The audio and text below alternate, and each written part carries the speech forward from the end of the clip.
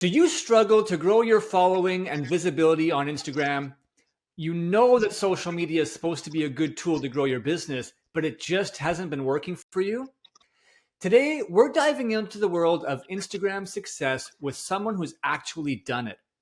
Not just growing an online following, but turning into clients to grow your business. So if you're a salon professional trying to grow your social presence, attract more clients, or just get seen, this episode is packed with tips, tools, and honest advice that you won't want to miss.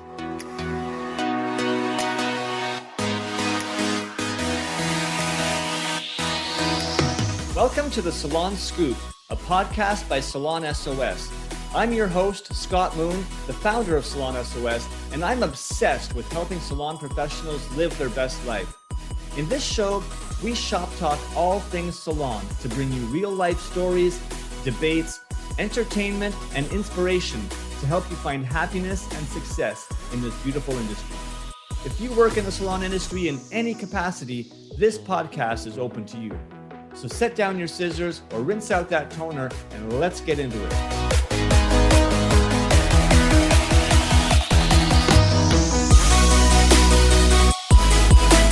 Hey everyone, welcome back to another episode of the Salon Scoop. Today, we're going to get the scoop on how to grow an Instagram following and turn that into paying clients. Sounds pretty good, right? But how do we do it? By talking to somebody who's actually done it, right? Our guest today went from building behind the chair to building a 25,000 strong online following. And he's here to share exactly how he did it. Robert Sudgen is a leader in today's ever-changing world of trends. He's earned himself the distinctive place in the Los Angeles hair scene, growing up there, by working with some of the industry's top colorists, including Stephen Tapp, Lori Goddard, George Papadopoulos. He's done hair for movies, print editorials, bridal parties, red carpet, you name it. And he's really kind of seen as a social media influencer now, and is also the co-host of another industry podcast called Overprocessed. But he's also a color specialist and a stylist working behind the chair like most of our listeners out there. And I'm very grateful to have him on the show today to share some of the learnings and best practices from his journey with our audience. So thank you so much for being here with us today, Robert. It is my pleasure. Yeah, thank you for having me. Yeah, it's going to be great. Let's get into this a little bit. But before we start with some of the actual best practices, we like to ask our guests an S.O.S. signature question to get going. So here's what we've got for you today. If you could style any celebrity's hair, who would that be and why? If I could style anybody's hair, so it would honestly have to be Britney Spears. Nice. Because I have always adored her. I grew up with her. So her music and just that pop culture is totally up my alley. And that would definitely be somebody that I would pick. Yeah, that's a great answer. Someone that we've kind of like grown up with and seen, over the course of time, to be able to not just do her hair, but probably connect and sing a couple tunes with, maybe. Would love to do karaoke with her. What's your favorite Britney Spears song that you'd karaoke? Oh my God, I have so many, but I would probably say Lucky is a good one. That's definitely something that I've karaoke before, unshamelessly. So I would probably say Lucky. Fair enough. All right. Well, maybe you'll get lucky and be able to style her hair at some point in the future. So, all right, let's talk a little bit about your background. If you could just take a brief moment to kind of share, how did you get into the industry in the first place? I love hearing people's origin stories, and maybe just a quick overview of your journey so that we can kind of understand where you are at today. Yeah, so I've always been fascinated by beauty in general. So ever since I was very young, it was actually my aunt who really pushed me into doing hair. I was doing PR for a jewelry company prior to hair, and I always was so fascinated when we would do like a jewelry campaign and seeing the hair and makeup team. I was like, that is so cool and unique, and I would love to be a part of that. So I ended up going to hair school and just going for it. After hair school, I assisted and got to work with Stephen Tapp, who you mentioned in the introduction, and he was incredible and so awesome to work with, and I learned a lot. So definitely kind of started my career assisting, and I did that for about 4 years. Nice. Okay. And how you evolved just kind of as a stylist? Where did you work? What kind of environment, and where are you at today? Yeah, so I worked in a pretty fast-paced salon environment. In LA, I worked at a couple salons. It's so different working in California versus where I'm at now, just like salon culture and identity in that sense. But I worked in a pretty fast-paced salon world, and I got started working with Steven at Andy Lecomte Salon, and then we kind of transitioned over to a salon called Benjamin, and then I landed at a salon called Alma Salon, which was in Beverly Hills, and I worked there and kind of built a clientele up and just kind of hit the ground running, truly. Nice. And today, are you? I know that you've moved to across the country to the East Coast. Are you in a salon? Are you on your own in a suite? Or what's your situation? Yeah, so I actually when I first moved to Jacksonville, which was 3 years ago, I immediately kind of jumped into doing booth rental. I knew I wanted to work for myself, and I just was like, you know what, I've done the commission route. That's all I did in Los Angeles, and I really wanted to see if I could do this on my own. And so I started the booth rental situation. Now I'm currently in a suite, which I've been in for about a year, and I love it. Cool. And you, I mean, clearly had to like rebuild your clientele when you moved across the country. So we'll be able to sort of delve into a little bit, you know, how you were maybe using, social media and all of your experience in order to help build that clientele. That's what we want to share with our audience today. So let's delve in a little bit about your social media journey. When did you start taking Instagram seriously as an actual platform for your business building?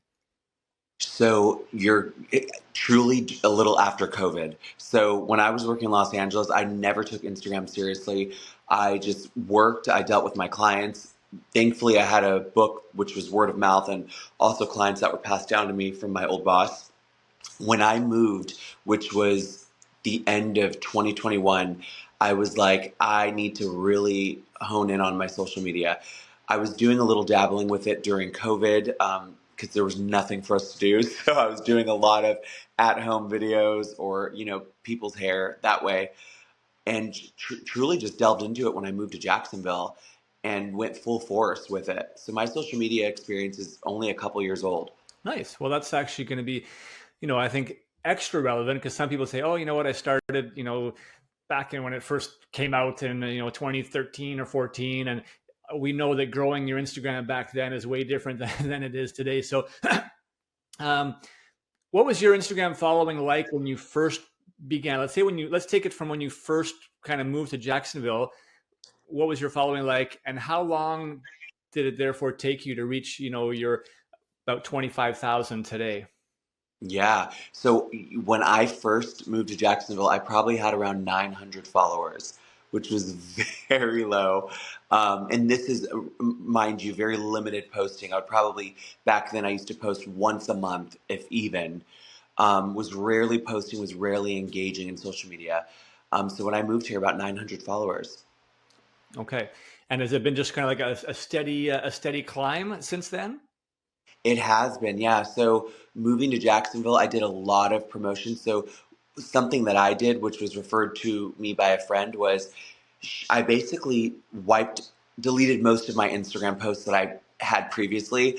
And when I moved to Jacksonville, I basically was reposting things and I was hashtagging the new city that I was in so that my work was kind of at the forefront for when people would search. So I was basically recycling old content, posting it, doing all the appropriate hashtags, which, hashtag Jacksonville hair, Jacksonville hairstylist, anything that was relevant to where I was living.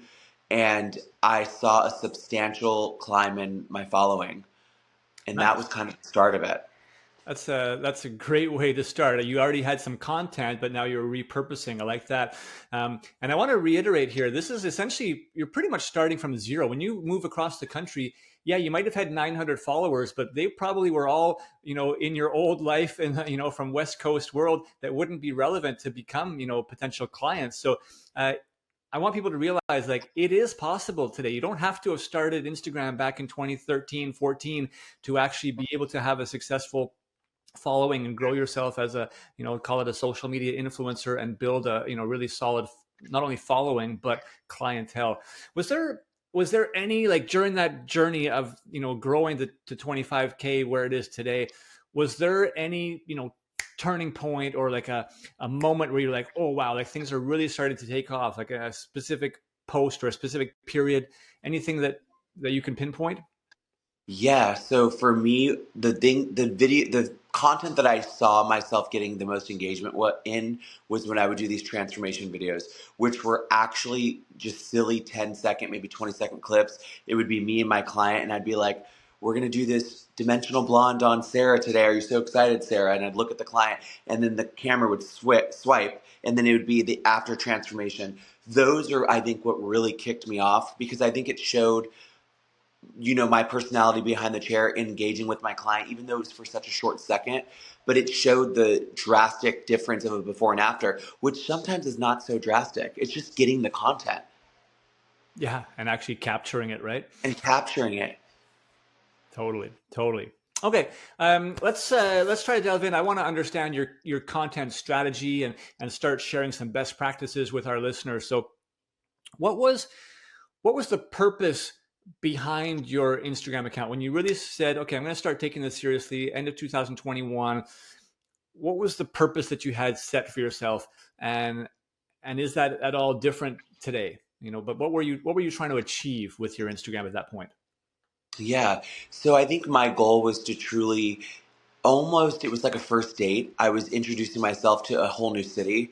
It felt like it was my first time leaving California fully, where I grew up and I knew people and I knew I had a huge community surrounding me, and I'm just in a new state. So it was kind of like I was self promoting a lot on Instagram, and I wanted people to see who I was and get a sense of me. So I was kind of telling a story about myself, and I wanted to engage with people online. And so when I was doing my social media, my main goal was really self, because I was like, I need to grow me. The content I can produce all day long and show a before and after photo, but that there's so many great talented hairdressers that can do that. It was more, I was like, you know what, I need people to see who I am behind the chair. Nice. I like that. Now, were you thinking at the time of using Instagram to build your clientele? Was that your main focus, or was it, I just want to build an online presence? I want to, I want to be, a bit more of an industry influencer, and I'm just trying to build my personal brand. No, my goal was truly in the beginning to just build my clientele. Okay. So I was really striving to showcase work. I was posting every single day, nonstop. I was doing probably 10, 15 stories a day, one solid post, sometimes two, to really build a clientele.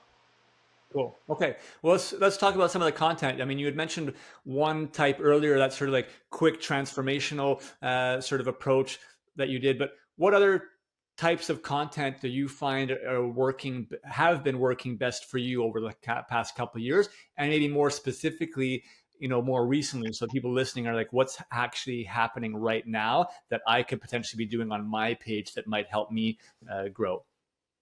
So I have to share this because it changes so frequently with me. So now my goal is education. I'm going on tour with a hair friend of mine, and we're going to be teaching. So a lot of my content now, which is doing well, is focused more on education, formula drops.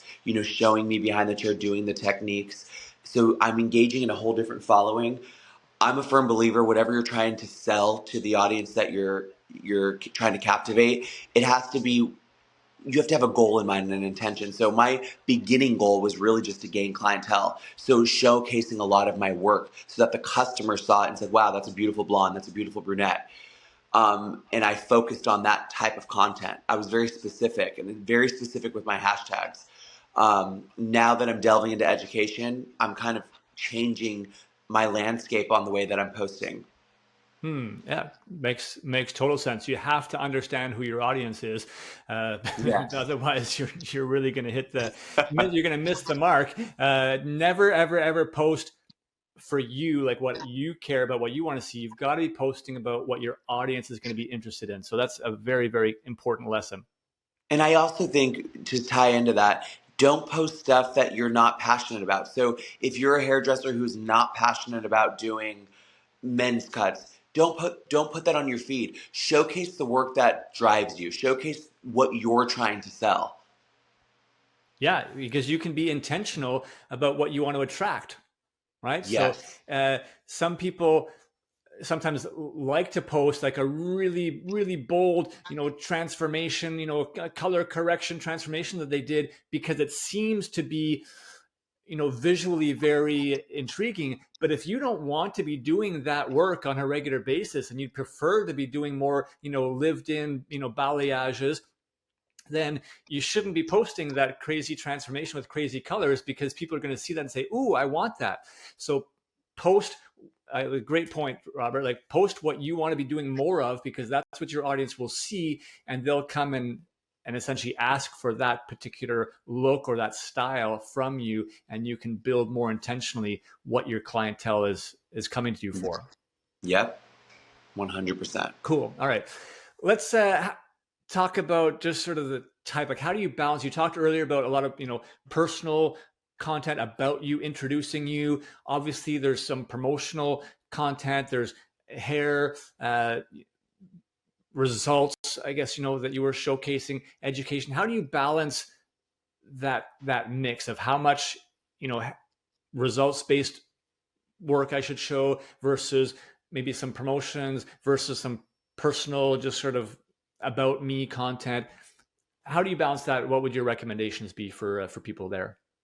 So honestly, I don't even find that I need to balance it. Sometimes I just think being you, being authentically you, it all ties into the brand you're trying to create or the story you're trying to sell. So for me, I do find it very beneficial that you post content showing you as the hairdresser. I think people miss the mark sometimes that social media is so big. You can even do just the simplest videos of you setting up for the day, and that makes the customer the customer or another hairdresser. They're looking at you like, wow, I really like his or her personality. That's a great person. I would love to come and see them.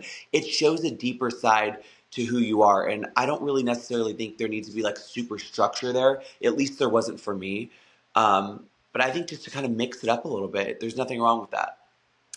Yeah, I would just encourage the mixing it up, having some variety, like you said, Yeah. because if you just post, result, result, result, result, and nothing else, then you're not allowing people to connect with you as a person. So you have to kind of mix it up and not be scared of just showing a little bit of everything because that's what makes you who you are, right? Yeah. Cool. Yes. Okay, let's talk about types of posts.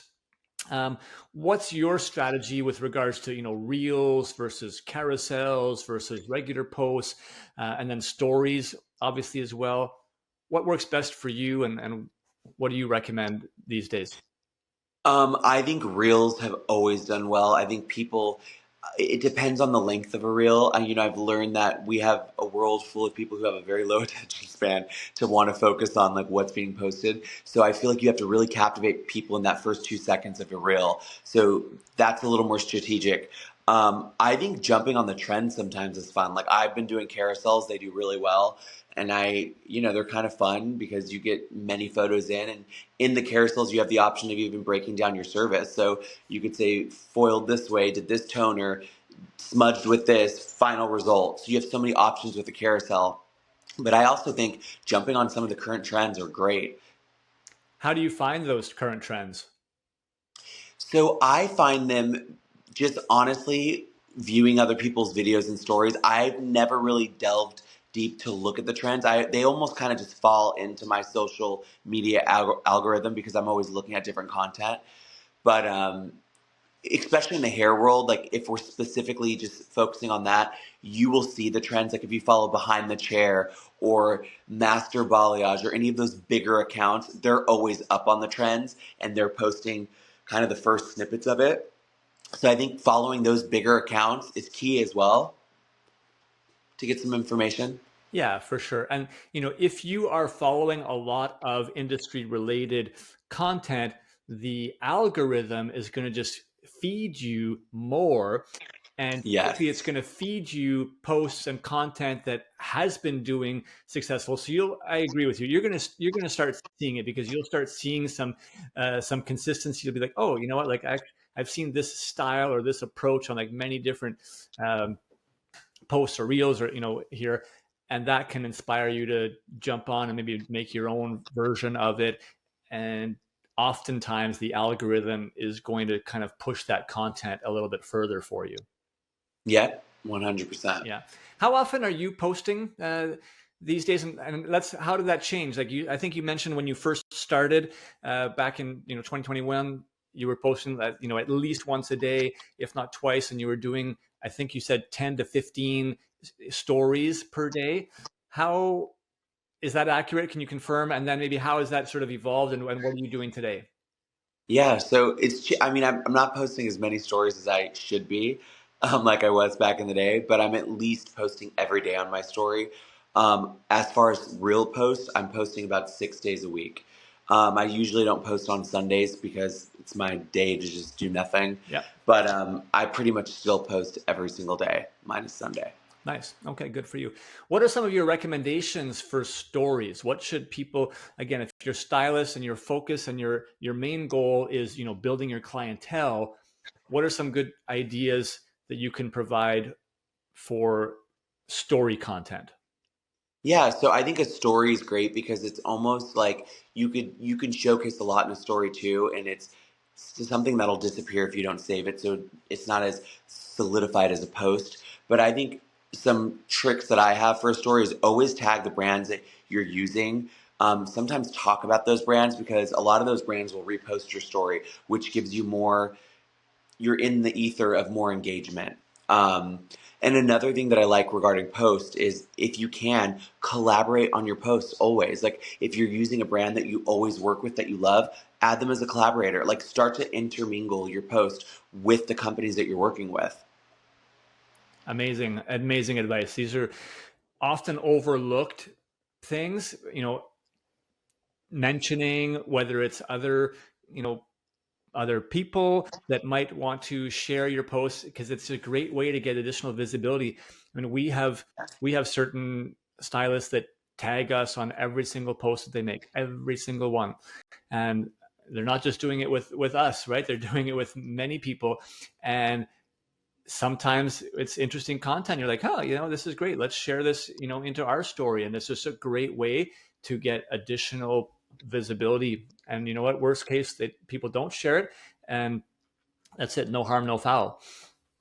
Yeah, and another really good tip too, if, as far as people wanting to build more in their business, having your client post a story and tag you and then you resharing that story, that's even more beneficial because their friends, their followers get to see it.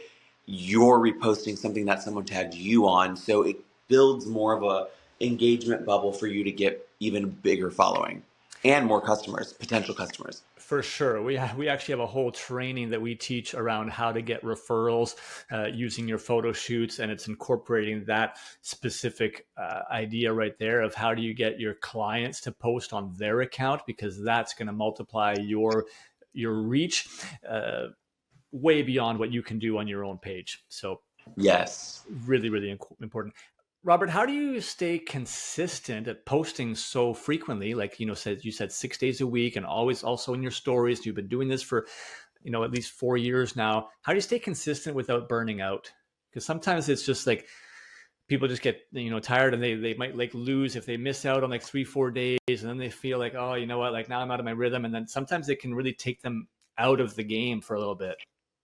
So my rule to myself, which I stuck by, was I will take a photo at least once a day of a client or a video or a reel. So there are days where I'm not in the mood and I'll just shoot a before and after photo of a client that I'm doing so that I just have that file of potential content that I can post.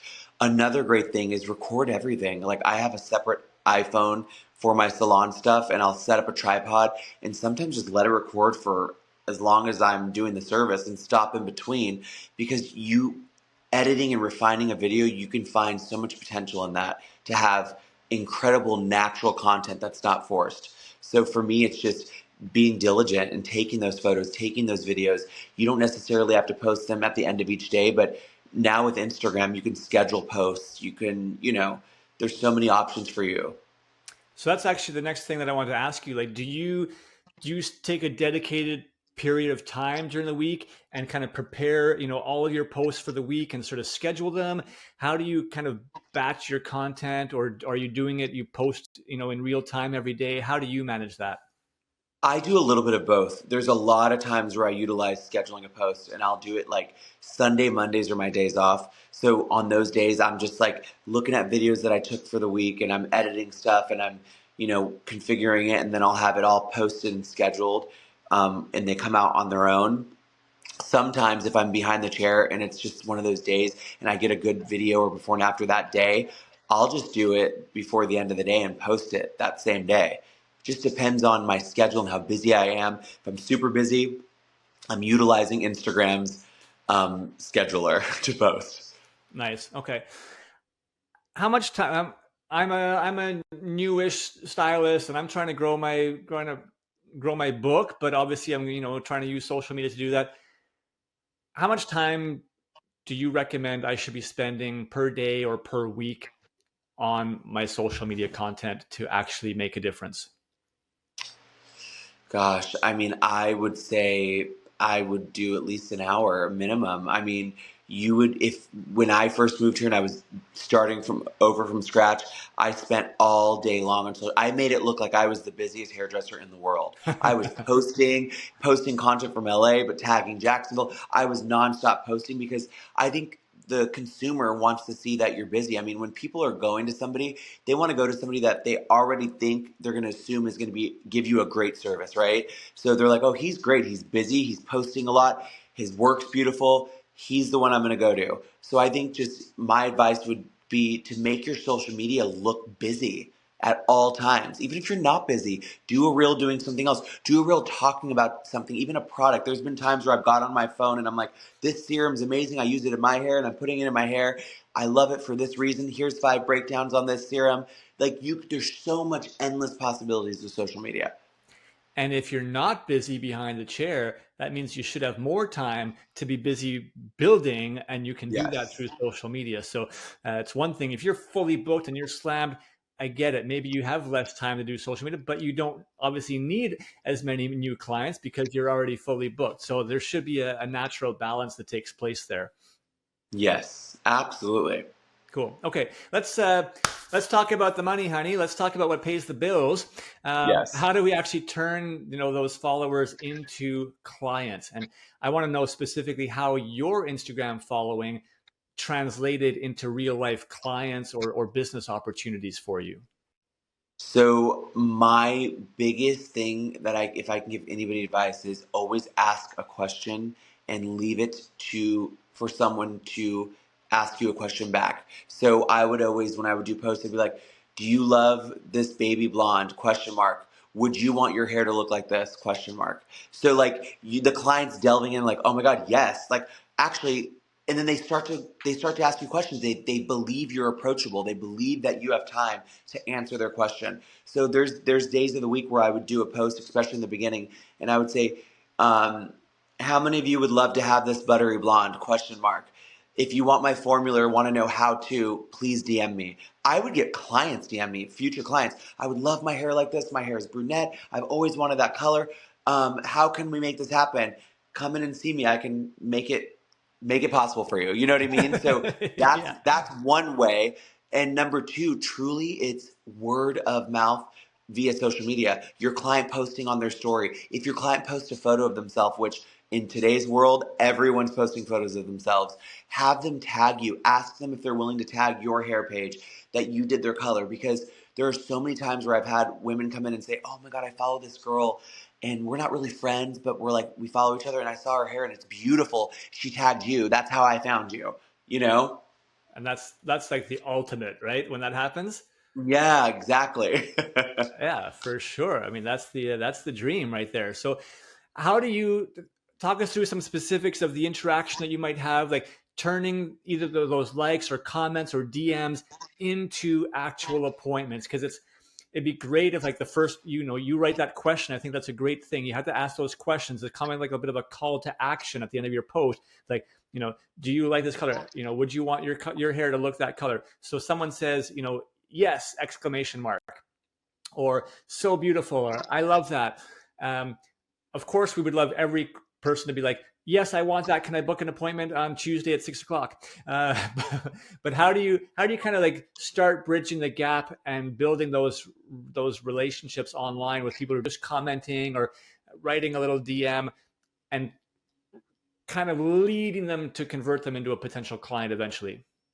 So I think number one is to know your audience. If you're really aware of your social media presence and the comments that you're receiving. For example, in the beginning, I remember specifically I had a woman comment on one of my posts, and she was like, "That is the most beautiful blonde I've seen.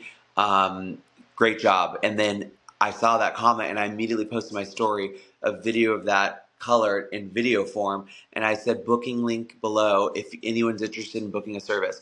And she booked, believe it or not. But I think just kind of always showing people that there's a possibility to attain you and to get in your chair.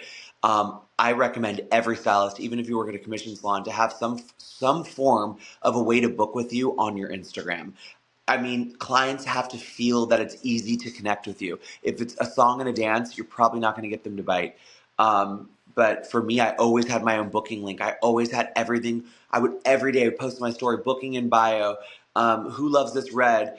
If you're interested in the formula, book below. Like I always was posting stories that would bring people back in to the equation.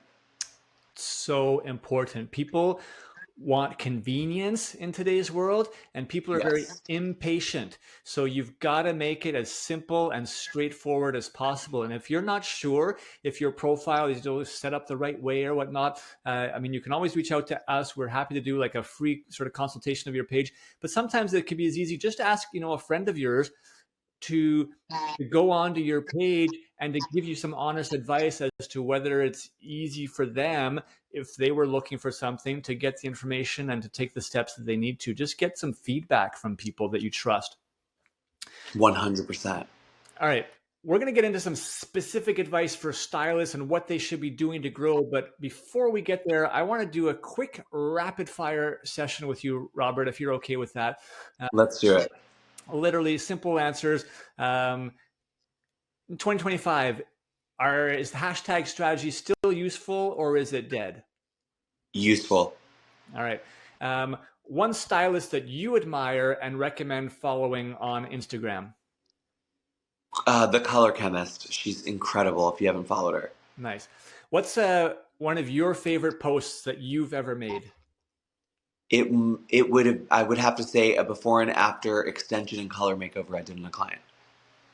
Nice. Okay. And what's one thing that you'll never do again on social media? Ooh, that is a tricky one. What is something I would never do on social media again? Oh, you know what I would say? Probably prematurely post. I've done it once, and I had a client come in with box dye. Just quick backstory, and we were going blonde, and she didn't tell me she had box dye. She didn't want to admit that, and so I posted her hair before all black, and then when we were bleaching it, I was like, "You had box dye." She's like, "I didn't want to tell you," so I never had an after photo because we had to end up doing sessions. So that I probably wouldn't prematurely post. Nobody likes premature anything, right? Yes. So, all right.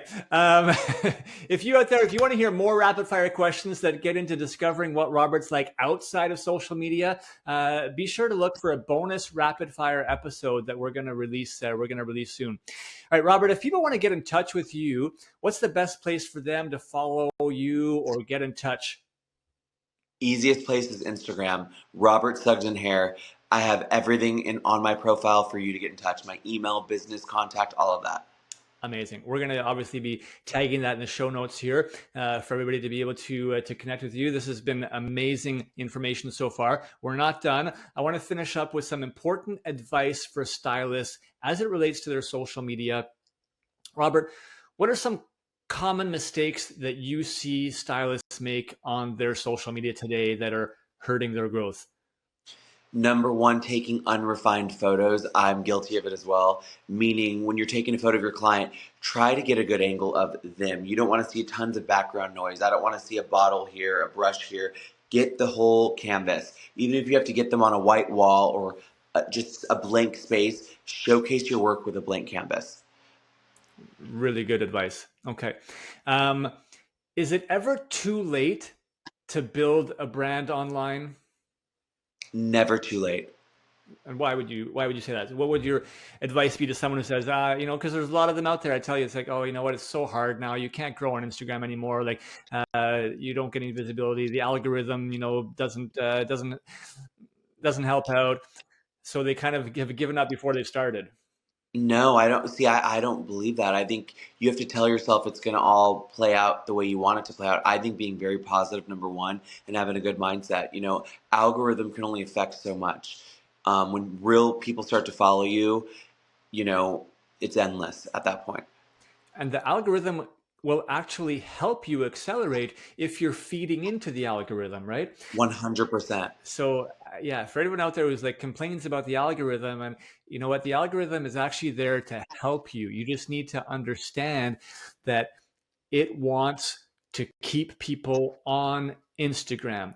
So if you're creating conversations, if you're creating content that people want to talk about, that want to share, that's the content that Instagram is going to take and push forward. And you can actually get way more visibility with one single post than you could have 10 years ago because of how the algorithm works today. So keep that in mind and Yes. keep that positive attitude. 100%. All right. We're going to finish off one piece of advice that you would give to stylists to grow both online and behind the chair. It doesn't have to be specific to, their Instagram, but if you were talking to, the graduating class of, new stylists entering the industry, or someone who's moved, locations and sort of starting over, what's one piece of advice that you would give people to grow both online and behind the chair? Be consistent and reliable. Consistently posting, consistently being available to your clients. I love that. It's simple and it's clean. And if you do that, then you know what, you're a person of service, and that people can rely on, that they can trust. And I think that also relates, I'm going to take it to social, is responding to those comments. Robert, you talked about how you stimulate conversations by always asking questions. But if people reply and, put comments, and then you just do nothing, you're missing out on the biggest opportunity of all. So you have to be consistent at replying to every comment, every question that you get, to show that you're dialoguing with people and that you are there for them, right? 100%. Love it. All right. Robert, big thanks for being on this show today. Very, very concrete feedback. I think that's really going to be helpful for a lot of listeners out there. You helped kind of pull back the curtain on what it really takes to grow and sustain a powerful social media presence. And I love that you had to kind of start over from scratch just a few years ago. So whether you're out there just getting started or looking to take your Instagram to the next level, remember, consistency, authenticity, connection, right, are the name of the game. 100%. If you got any value from this episode, share it with a stylist friend, tag us. We love hearing your takeaways. You want to connect with Robert, we've got his social media handle in the show notes. Great content. And he's now, obviously, as you heard, getting into education. So there'll be opportunities to learn, probably attend some classes. But Robert, any final thoughts or words you want to share with our audience? I think you've covered it all. Thank you for having me on here. It's been awesome. Amazing. Well, I look forward to doing it again. Until next time, everyone, keep creating, keep showing up for your customers, keep building the brand that only you can deliver.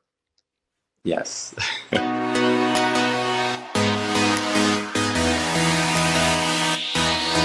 Thank you so much for listening to the Salon Scoop podcast. This show is produced by Salon S.O.S, a digital marketing agency by industry professionals for industry professionals. If you want simple and affordable solutions for any of your salon marketing needs, such as websites, client loyalty, Google search rankings, social media, or more, come visit us at salonsos.ca or on Instagram at salon.s.o.s.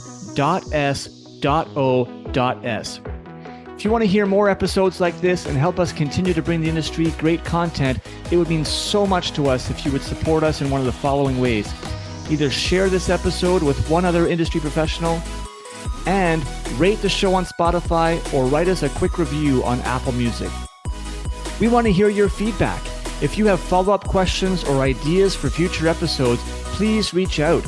DM us on Instagram at salonis.s.o.s or hit us up on our website again at salonsos.ca. Again, thanks so much for listening. Now go get your hustle on, keep smiling, and we'll catch you on our next episode.